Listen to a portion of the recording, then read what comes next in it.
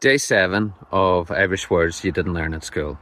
Today's word is a very simple word that's used in Donegal Irish and Ulster, but it's not taught in schools. And even if you're from Donegal, you might know this word unless you're a native speaker.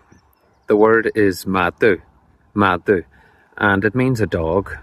Nowadays they teach Madra in school, Madra, but Madra is actually a word from Munster Irish.